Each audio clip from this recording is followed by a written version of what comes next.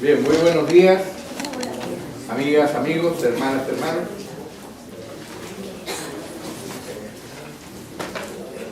Me ha correspondido iniciar este ciclo, y lo cual nunca es muy deseable para un profesor o orador. Generalmente a uno le gusta partir cuando ya ve cómo se está moviendo el terreno. Y cuando uno va adelante, corre el riesgo también de tropezar y caer. Complejo tema, pero apasionante. Evangelio y política, o protestantismo y política, centrémoslo. Existe la norma de partir siempre por los aspectos más puntuales y después ir ampliando. Yo tengo una metodología a la inversa.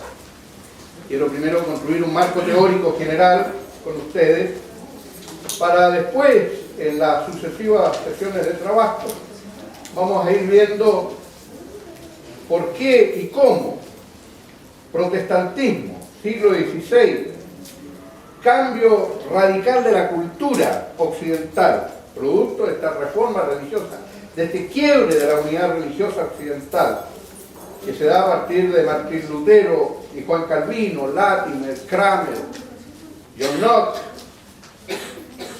Quiebre que se facilita por un proceso de trizamiento anterior, que parte a partir del siglo XI, siglo XII, con figuras como Pedro Baldo, por ejemplo, Wycliffe, Juan Hus, Savonarola, incluso en Italia, Francisco de Asís, que escapó jabonado de la hoguera, pese a su herejía naturalista. Pero son elementos, componentes de una época, de una sociedad que se va a quebrar definitivamente, se va a derrumbar definitivamente en el siglo XVI a partir de la reforma de Lutero. Y esa reforma de Lutero no solo afecta a la espiritualidad, a la religiosidad, no solo da origen a los nacionalismos, a la conformación, a reforzar la conformación de los estados modernos, es el quiebre de un imperio religioso que vivía permanente en pugna con el imperio político. La querella de las investiduras, no podemos nosotros ignorar esta pugna entre el imperio romano encabezado por el Papa y el imperio romano germánico encabezado por el emperador, que aún subyace en la Unión Europea, ¿no? Los fantasmas a veces se agitan por sectores fundamentalistas para sembrar la alarma y el cuco, ¿no?, frente a este dominio mundial, y ahora encabezada por una hija de pastor luterano, más encima todavía suena más fuerte. Esta Alemania derrotada del 44 y que hoy día tiene en el bolsillo la economía mundial, como el Japón derrotado del 45 tiene en su bolsillo la economía norteamericana. Son esas cosas de la historia que no podemos nosotros soslayar. Y cómo el protestantismo no solo hace una transformación cultural, social, educativa, sino también provoca una profunda transformación política.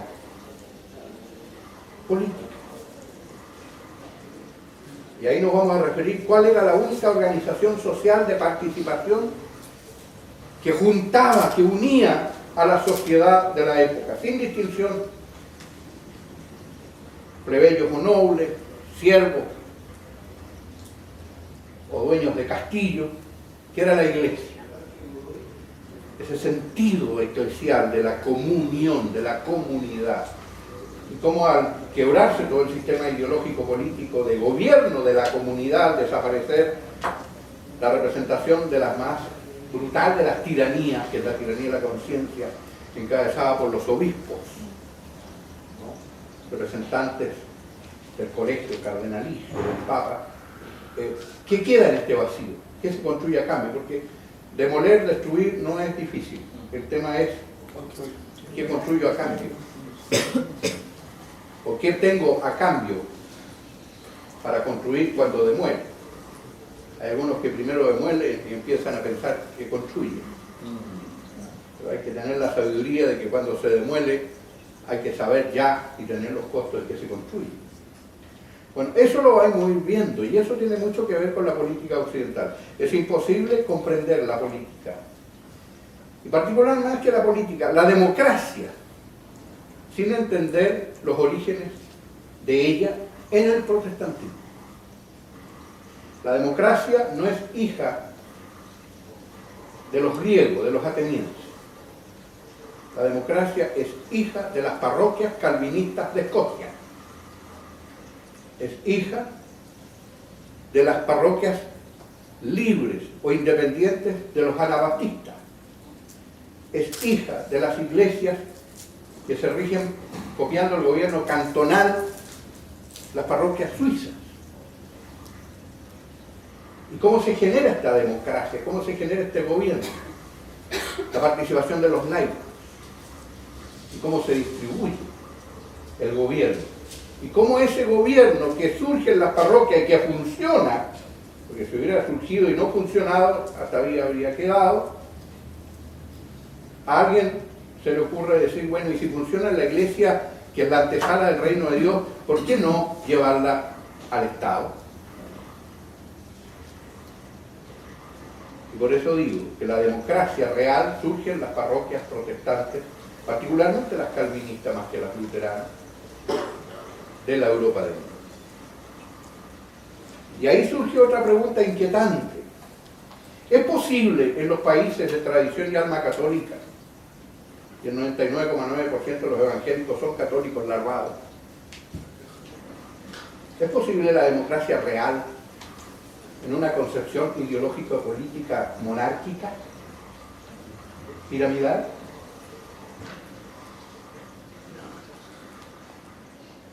Son preguntas que tenemos que levantar. Son preguntas que en algún momento tendremos que responder. ¿Es la democracia latinoamericana una democracia real? ¿O es un rito formal de un día en que vamos y marcamos en un papelito una raya, papelitos y nombres diseñados por otro en el cual no tenemos ninguna participación? Y al cual después no le pedimos ninguna cuenta de nuestra confianza depositada. ¿Cuáles son los mecanismos para responder a esa confianza? ¿O seguimos jugando a una democracia formal, pero no vivimos la democracia real? ¿Y cuáles son las instancias de creación de una democracia real? Esa que vivimos en las parroquias, los que somos calvinistas. Los que son episcopales siguen chupándose el dedo en cuanto a libertad religiosa. Pero eso lo vamos a ir viendo en cada escenario.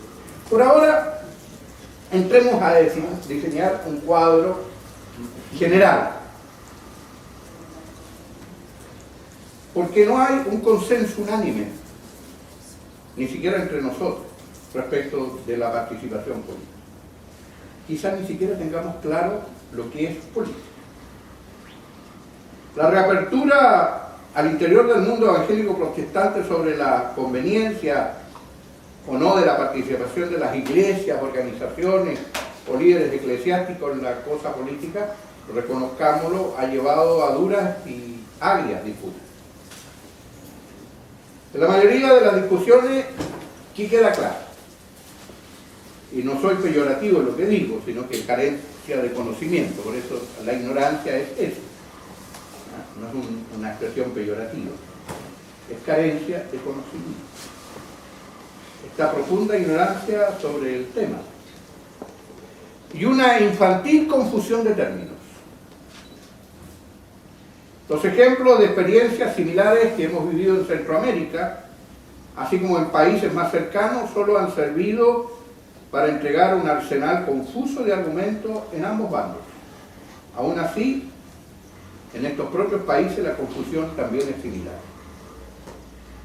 Esta controversia encierra varios puntos distintos, y si no se les identifica debidamente, este debate se enturbia. El diálogo es un diálogo de sordos. El primer asunto es definir el término política. El segundo se refiere a la relación entre lo social y lo político, y a la razón por la cual no se pueden separar. En tercer lugar, debemos considerar los motivos por los que algunas personas se oponen a la intervención de la Iglesia en política. ¿Y qué es lo que tratan de salvaguardar? Y en cuarto lugar, debemos establecer a quién corresponde la responsabilidad cristiana política. En primer término, debemos definir los términos. La palabra política es un sustantivo y político es el adjetivo. Puede usarse en sentido amplio o en sentido restringido. En sentido amplio, política denota la vida de la ciudad, habitante de la polis, y las responsabilidades del ciudadano, del miembro de la polis, polites. Se relaciona pues con toda nuestra vida dentro de la sociedad. Se dice que la política es el arte de gobernar. Está relacionado con la elaboración y la adopción de políticas de gobierno específicas con vista a que se perpetúen en la ley. Y como cristianos nos surge de inmediatamente la consulta, la pregunta: ¿Jesús participó en política? Si consideramos el último sentido, el sentido más restringido, es evidente que no. No. Nunca organizó un partido político, nunca adoptó un programa político, nunca dirigió una protesta política, no dio ningún paso para influir en las políticas del César, de Pilatos o de Herodes. Al contrario, renunció a una carrera política. Pero en el sentido más amplio de la palabra, todo su ministerio fue político. Había venido al mundo para compartir la vida de la sociedad humana y envió a sus partidarios al mundo para compartir un programa de vida. Es más, el reino de Dios que proclamó e inauguró es una organización social y política radicalmente nueva y distinta a todas las conocidas o por conocer, cuyos valores, cuyas normas desafían a los de la antigua comunidad caída. Es en este sentido que sus enseñanzas tienen consecuencias políticas. Ofrece una alternativa al status quo. Por otra parte, su condición de rey fue considerada un desafío a la autoridad de César, por lo cual se le acusó de sedición y por lo mismo fue condenado a muerte. En segundo término, hay que considerar la relación entre lo social y lo político, en el sentido restringido de la palabra. En 1982 participé en Grand Rapids, Michigan, Estados Unidos, en una consulta sobre la relación entre evangelización y responsabilidad social, auspiciada por la Alianza Mundial Reformada y el Comité de la USANA. El resumen se puede traducir así: pues el Evangelio es la raíz de la cual la evangelización y la responsabilidad social y política son los frutos. El informe prosiguió delineando la acción sociopolítica en estos términos, abro comillas: mira más allá de los individuos a las estructuras, más allá de la rehabilitación de los presos a la reforma del sistema carcelario, más allá del mejoramiento de las condiciones de las fábricas a lograr un papel más participativo de los obreros, más allá del socorro a los pobres, a la mejora y, si fuera necesario, la transformación del sistema económico, cualquiera que éste sea, y del sistema político, también cualquiera que sea, hasta lograr su liberación de la pobreza y de la opresión. Cierro comillas. Resulta claro, pues, que un genuino compromiso social del cristiano abarca ambas cosas: servicio social y acción social. Separarlo sería artificial. Existen casos en que las necesidades no pueden ser aliviadas si no es por medio de la acción política. Y quizás nos sirva de ejemplo la esclavitud. Se podía aliviar el trato cruel a los esclavos, pero no abolir la esclavitud en sí misma. Hasta que el evangélico comprometido William Wilberforce logró ser electo en la Cámara de los Comunes y por 18 años presentó mociones para abolir el tráfico de esclavos, entre 1787 hasta 1807. Cuando por fin logró su sueño por medio de una ley, no conforme con eso, en 1823, organizó la Sociedad Antiesclavista para hacer que la ley fuera una realidad en todo el Imperio Británico, cosa que solo logró en 1833 y que inspiró después la acción en los Estados Unidos de Abraham Lincoln y que culminó con la guerra civil de ese país y la abolición de la esclavitud. Elemento que solo terminó por ser consolidado con la figura de Martin Luther King y su lucha por los derechos civiles en nuestra propia época. La asistencia cristiana a las necesidades, si bien es necesaria, puede llegar a ser un impedimento para que se llegue a eliminar las causas por raíz del mal.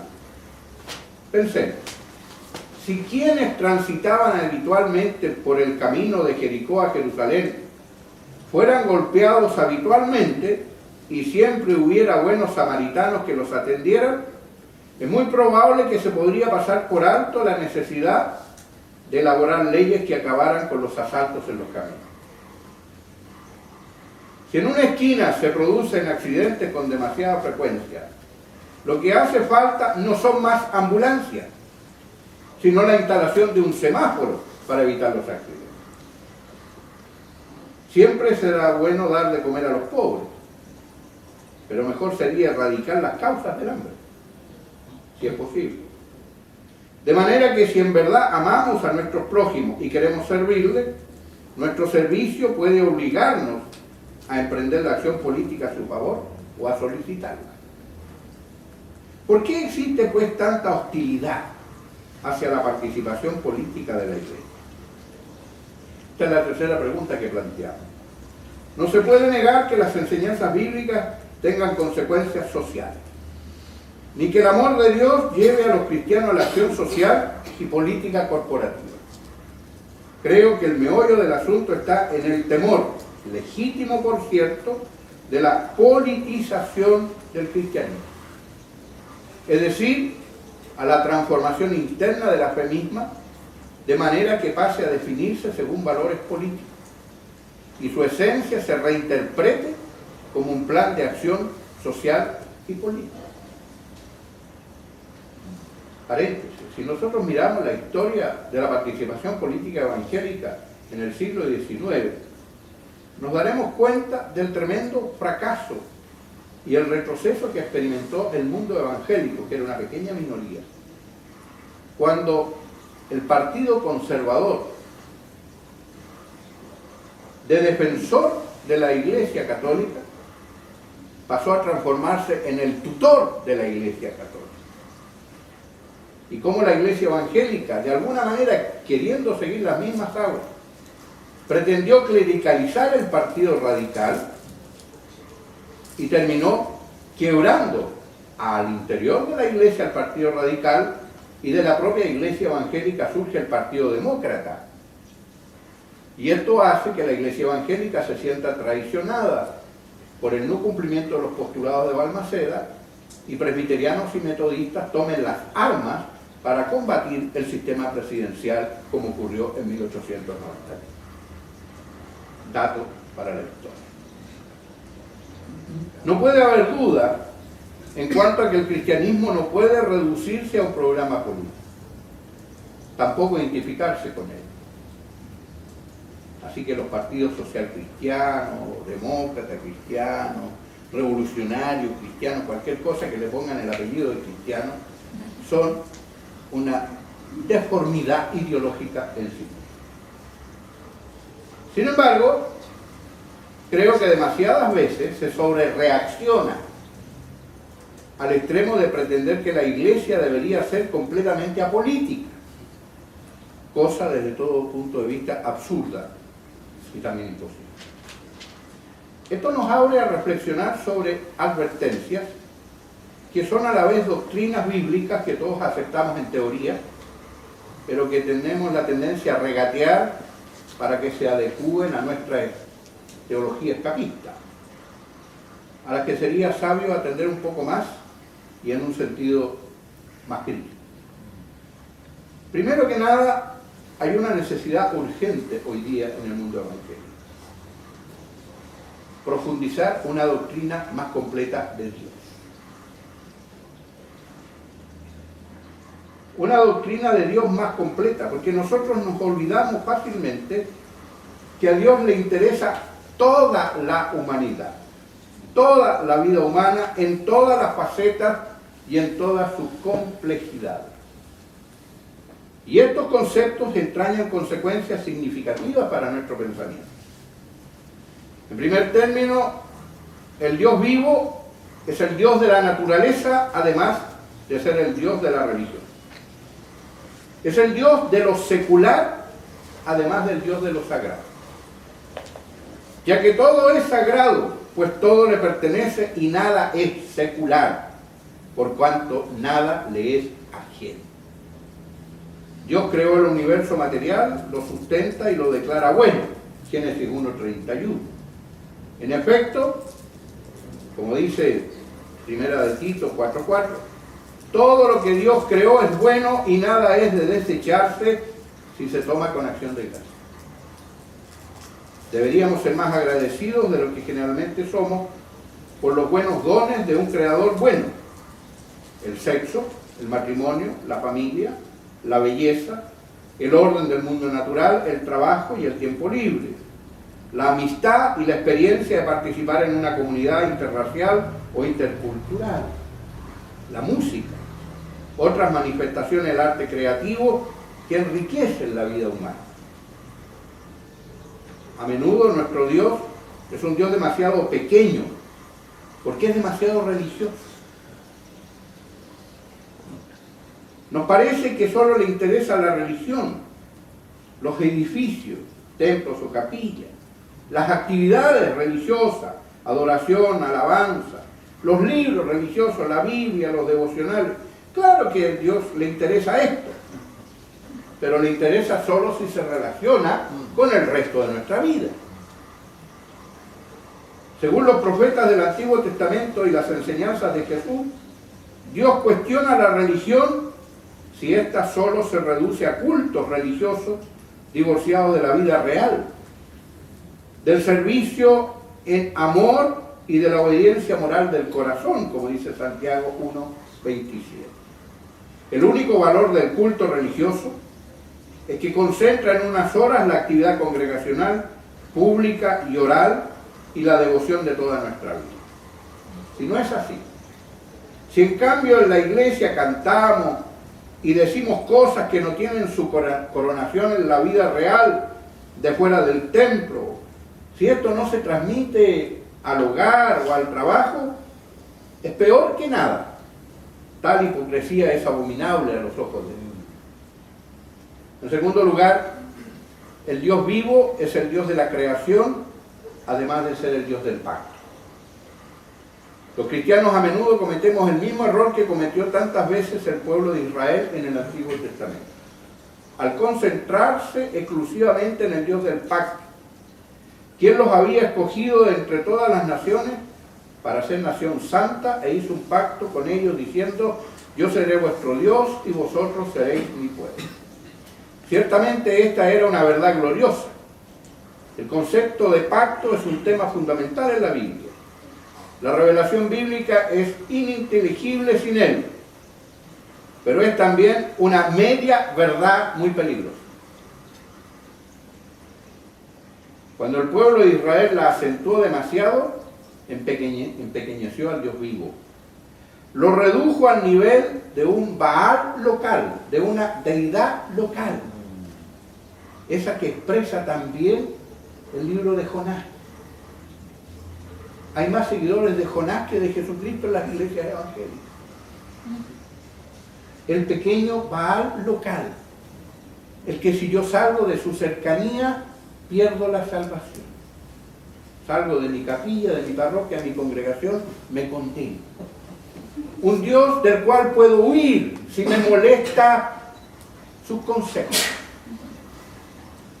sino está de acuerdo Él conmigo. Saco pasaje a tarde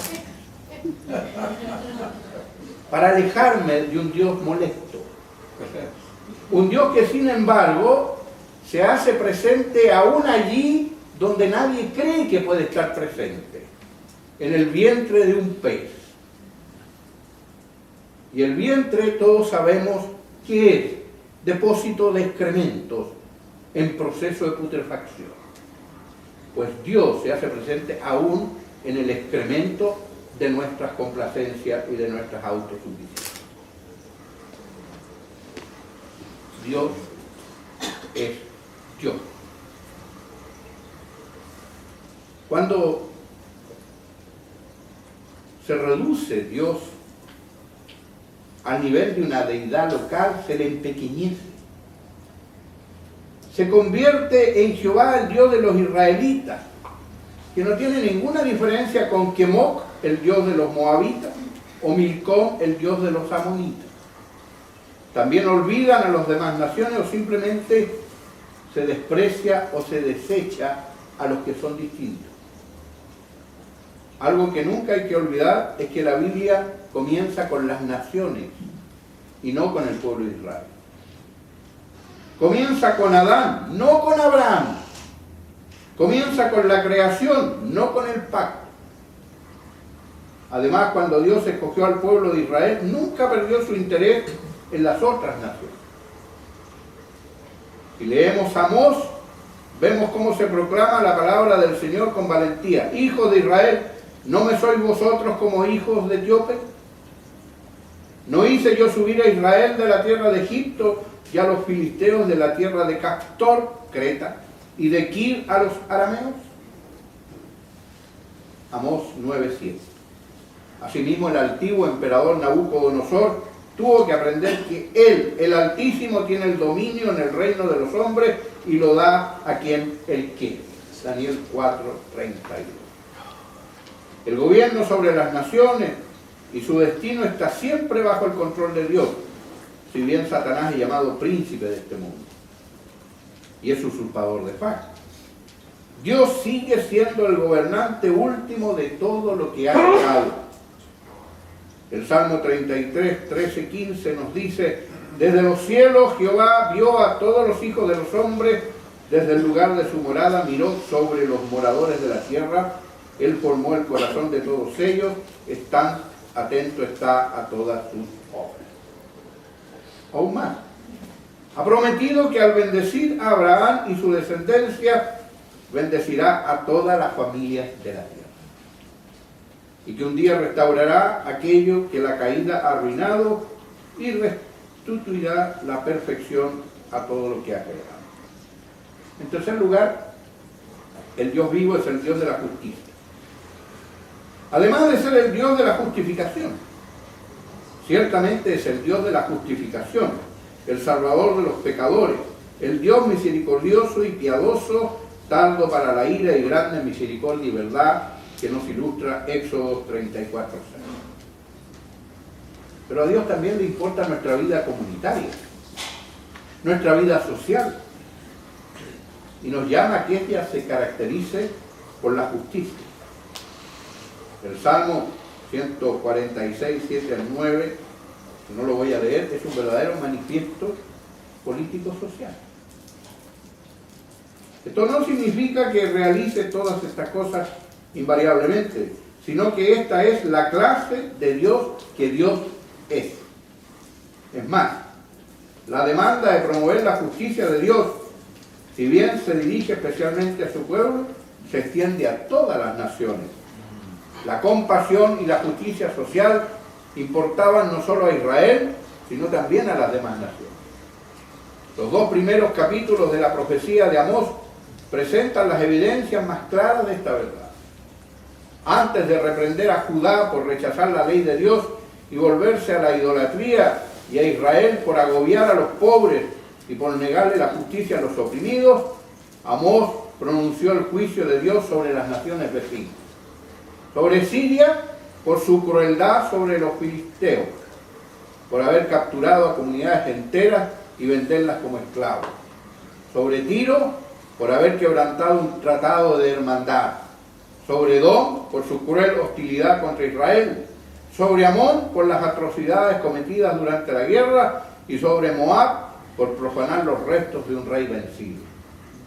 Varios de los libros proféticos incluyen secciones de oráculos sobre o contra las naciones, diciéndonos que Dios es Dios de justicia y que desea que la justicia reine en todas las naciones y en todas las comunidades, donde es especialmente evidente, esto es en el libro de Nahum, que es una profecía contra Nínive, capital y símbolo de Asiria. La condena de Jehová a Asiria se basa no solo en su antigua enemistad con Israel, sino también en su idolatría. Jehová repite las terribles palabras: heme aquí contra ti. Y el oráculo culmina con la pregunta retórica: ¿sobre quién no pasó continuamente tu maldad? De estos pasajes del Antiguo Testamento se desprende claramente que Dios odia la injusticia y la opresión en todas partes, y que ama y promueve la justicia en todas partes. De hecho, cualquiera que donde haya justicia en este mundo caído, no es por obra de los hombres, es por obra de la gracia. Todos los seres humanos lo sabemos, pues tenemos un sentido innato en algún lugar de nuestras mentes o en algún lugar de nuestro cerebro, un sentido innato de la justicia. ¿Quién no observa como buen testimonio el juego de los niños cuando en cualquier protesta de su juego, discusiones donde otros amenazan sus derechos, inmediatamente reacciona: esto no es justo, no vale, no es justo, no vale? Y esto nos confirma las enseñanzas de Pablo en cuanto a que la ley moral de Dios está escrita en el corazón del hombre, creyente o no creyente. Tanto la ley de Dios como su evangelio son para nuestro bien. Así es, pues, el Dios vivo de la Biblia. Su interés lo abarca todo, no solo lo sagrado, sino lo secular. No solo la religión, sino la naturaleza. No solo el pueblo del pacto, sino todos los pueblos. No solo la justificación, sino también la justicia social y política en toda comunidad humana. No solo su evangelio, sino su ley. De manera que no debemos limitar los intereses de Dios. Es más, los nuestros deberían ser tan amplios como los suyos. Cuando Juan Calvino funda la Academia de Ginebra, no lo hace solamente para perfeccionar pastores que sean doctores brillantes en teología o en la idiomática. También forma otras escuelas: medicina, ingeniería, arquitectura, agricultura. Mi abuelo egresó de esa academia como vinicultor. Algunos pecados tenemos, se vino a Chile a fundar la viña Santa Rita.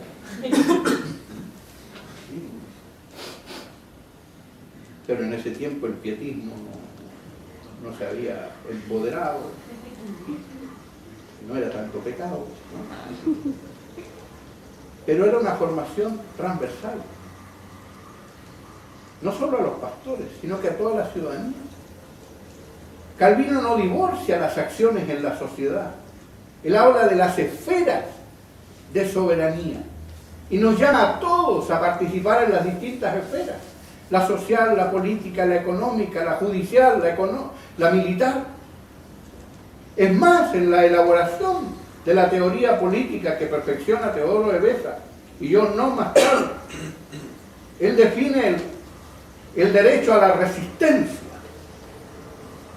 Cuando el sucesor de Calvino en el púlpito, Teodoro de Beza, dice: aquellos que sostienen que toda autoridad debe ser obedecida porque por Dios ha sido dada, dicen una soberana burrada.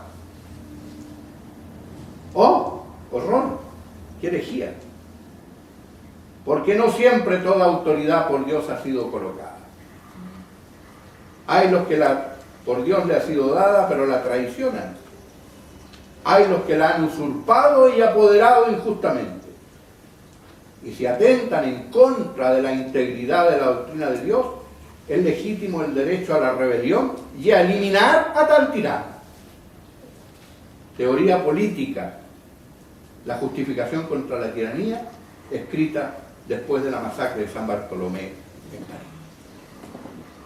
Primer texto de teoría política protestante que influyó hasta la Revolución Francesa de una manera gravitante en todo Occidente y que justifica la gloriosa revolución y la decapitación de Carlos I de Inglaterra a manos de las tropas de Cromwell y la restauración del sistema democrático parlamentario en Inglaterra, y que posteriormente los padres puritanos llevarán a las colonias de Norteamérica y darán origen a comunidades puritanas cuya base constitucional está en la Constitución de Fe de Westminster.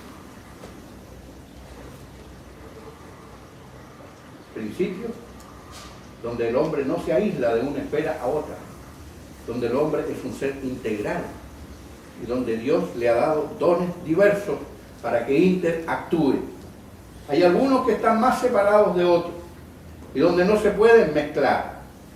Por ejemplo, en la Iglesia de Escocia y en la Iglesia de Ginebra, el ministro le queda absolutamente prohibido meterse en la administración de la parroquia. Eso corresponde a la Iglesia, porque el ministro no es la Iglesia, sino que es parte de la Iglesia. Sistema democrático, que el día que se implante en nuestro país tendríamos miles de obispos cesantes. Comentario más que debe ser borrado.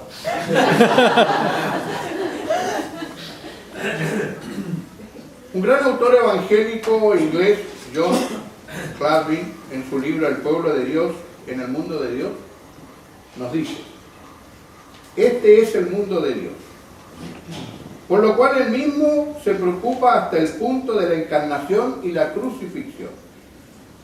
Por lo tanto, nosotros tenemos el deber de trabajar por la justicia de Dios frente a la opresión, por la verdad de Dios frente a la mentira y el engaño, por el servicio frente al abuso de poder, por el amor frente al egoísmo, por la cooperación frente a los antagonismos destructivos y por la reconciliación frente a las divisiones y hostilidades.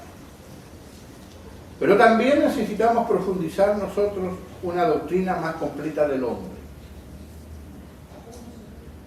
Todas nuestras obras sociales de bien común, es decir, aquellas que nacen del amor a los hombres, dependen del concepto que tengamos del hombre. Cuanto más alto sea el valor que demos al ser humano, mayor será nuestro deseo de servirle. Los humanistas seculares, quienes declaran sinceramente que se dedican a la causa humana, a veces parecen más humanitarios que los cristianos.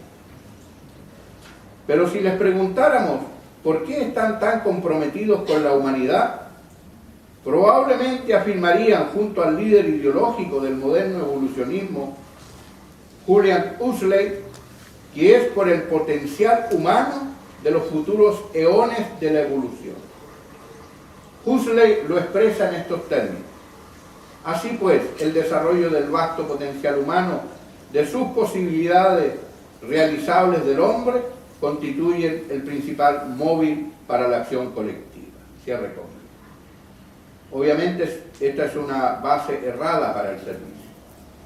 Si nuestra preocupación principal fuera el progreso, sin impedimento de la evolución, ¿qué sentido tendría que nos ocupáramos de los seniles, de los imbéciles, de los criminales empedernidos o de los psicópatas, de los enfermos crónicos, de los idosos o de los hambrientos? ¿No sería más sensato, más humanitario ponerlos a dormir igual que la mascota enferma de la familia? No sea que obstruyan el proceso evolutivo, digo yo. La consecuencia lógica de la premisa humanista es la eutanasia obligatoria y no el servicio compasivo. El hecho de que los humanistas no avancen hacia ese abismo parece indicar que su corazón supera a su mente y su filantropía a su filosofía. Los cristianos tenemos una base más sólida para el servicio al prójimo. No las especulaciones acerca de lo que llegará a ser el hombre en el futuro desarrollo del género humano. A nosotros no nos preocupa lo que llegará a ser. Nos preocupa lo que ya es por creación divina. Nos preocupa el prójimo hoy, no mañana. Los seres humanos son seres con semejanza divina, creados a imagen de Dios, que además poseen capacidades únicas que los distingue de la creación animal. Es cierto, cuesta reconocerlo, algunos más que a otros, pero somos una raza humana caída. La imagen divina está distorsionada. No hay bueno ni aún uno. Por cuanto todos pecaron, estamos todos destituidos de la gloria de Dios. Pero aún, a pesar de todas las apariencias en contrario, la imagen divina no se ha borrado por completo.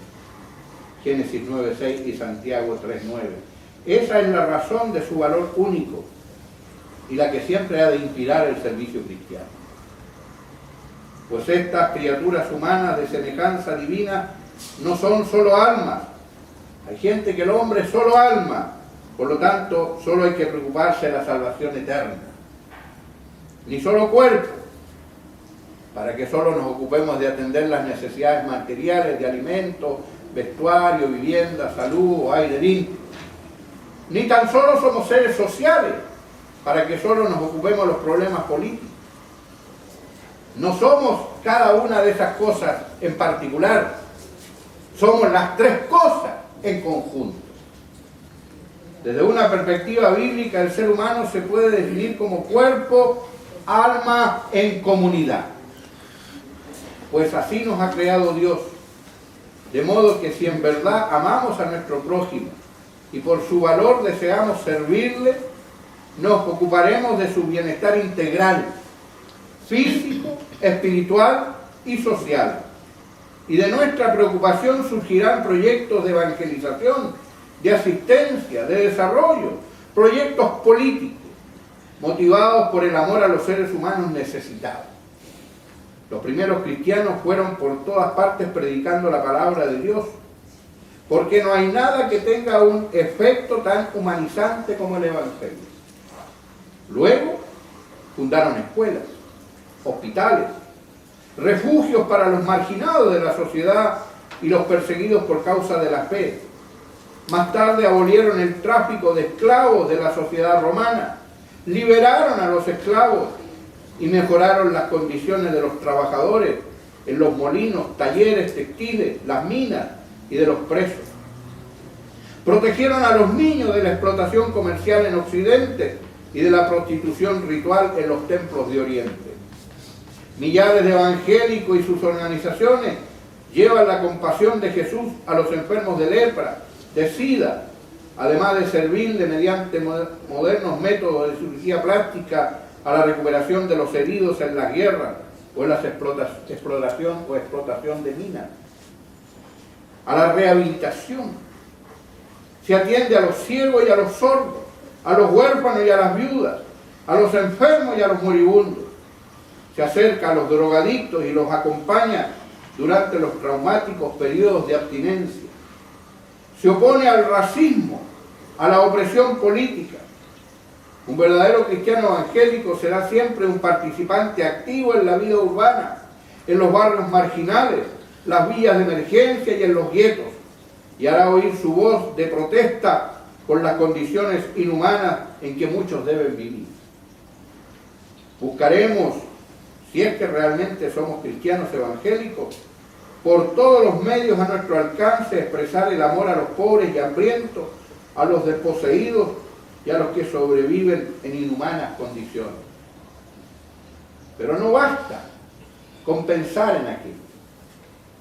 No basta con orar por la escandalosa situación de los que andan semidesnudos, a medio vestir.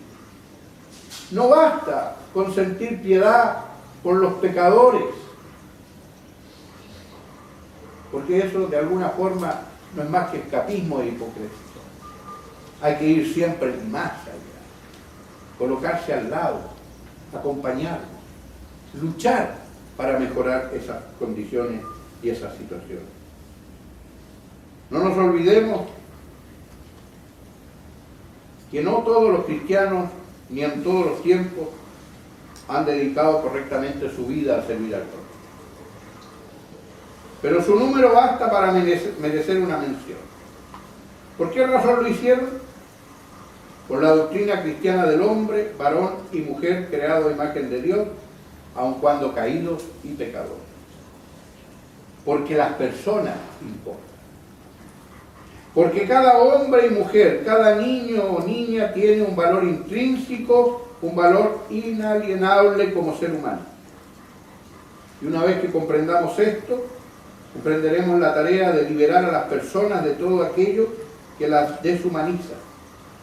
Y consideraremos que es un regalo de Dios, un privilegio, el servir y hacer todo lo posible por humanizar la vida humana. Y por último, una doctrina más completa de Cristo. Hoy día las iglesias viven una crisis eclesiológica porque hay una profunda crisis cristológica.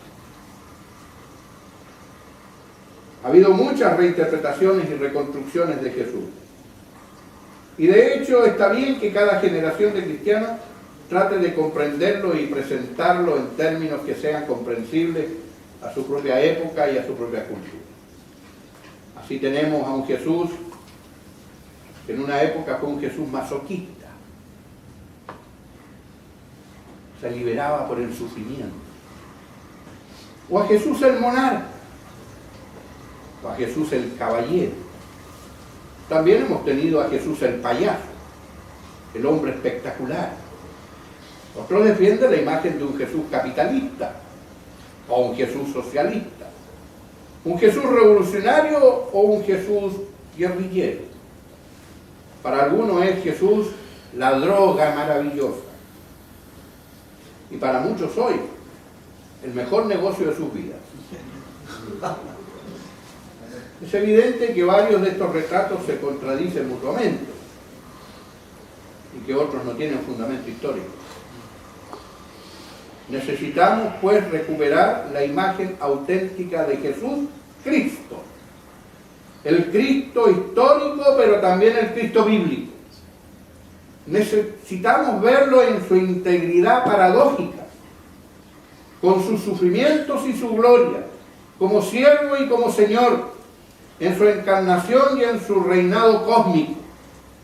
Considero que los evangélicos hemos descuidado el aspecto de su encarnación, tanto en su significación teológica como en sus consecuencias prácticas. El Hijo de Dios no permaneció en la inmune seguridad del cielo. Se vació de su gloria y se humilló para servir. Se volvió pequeño, débil, vulnerable. Tomó como propio nuestro dolor, nuestras alienaciones y nuestras tentaciones. No solo proclamó las buenas nuevas del reino de Dios, sino que también demostró su llegada, sanando a los enfermos, alimentando a los hambrientos, perdonando a los pecadores, haciéndose amigos del rechazado y resucitando a los muertos. No había venido a ser servido, dijo, sino para servir y dar su vida como precio de rescate para liberar a muchos. Así es que se convirtió en víctima de flagrantes injusticias. Lo persiguieron en las cortes y mientras lo crucificaban, oró por sus enemigos. Luego, en la horrible oscuridad del abandono de Dios, cargó nuestros pecados en su propia persona, aunque era inocente. ¿No debería esta visión de Cristo sobre nuestra comprensión de la comisión, como me envió el Padre, así también yo os envío, ser una permanente reflexión en nuestra vida cristiana? Pues si la misión cristiana ha de tener la misión de Cristo por modelo, seguramente implicará que nosotros debemos entrar en el mundo de los demás tal como lo hizo Cristo. En la evangelización implicará ingresar en el mundo de su pensamiento, de su tragedia y su desorientación, con el fin de llevarle a renunciar a las comodidades y seguridades de nuestro propio trasfondo social, cultural y político, para entregarnos a nosotros mismos en servicio a las personas que no piensan ni actúan como nosotros, cuyas necesidades tal vez nunca hayamos conocido ni sentido antes. La misión de la encarnación, ya sea evangelística o política o social, o la combinación de todas ellas, requiere una costosa identificación con las personas en su situación real. Jesús de Nazaret tuvo compasión de los seres humanos necesitados, fueran enfermos o desamparados, hambrientos, atormentados o indefensos. ¿No deberíamos también, los que nos llamamos cristianos o su pueblo, tener el mismo grado de compasión? Una cosa que aprendí leyendo las cartas del creador y fundador de nuestra república, muy cuestionado por muchos, muy admirado por pocos, llamado Diego Portales, él decía: en la política se llega a servir y no a ser servido. Es como lo que uno pretende que se diga de los ministros de culto: a servir y no a ser servido. No voy a hacer comentarios. Y por último, y para cerrar, una doctrina más completa de la salvación. Debemos profundizar en una doctrina más completa de la superficial que tenemos sobre la salvación. Porque existe la tendencia constante a trivializar la naturaleza de la salvación. Muchos creen que la salvación no es más que una autotransformación o el perdón de los pecados, o un pasaporte personal al paraíso, o una experiencia mística, privada, sin consecuencias sociales, políticas o morales.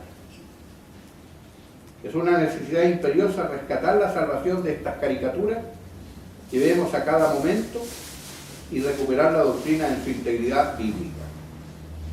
La salvación es una transformación radical en 3 fases. Y comienza ahora, continúa a lo largo de toda la vida en la tierra y llegará a su perfección cuando Cristo venga.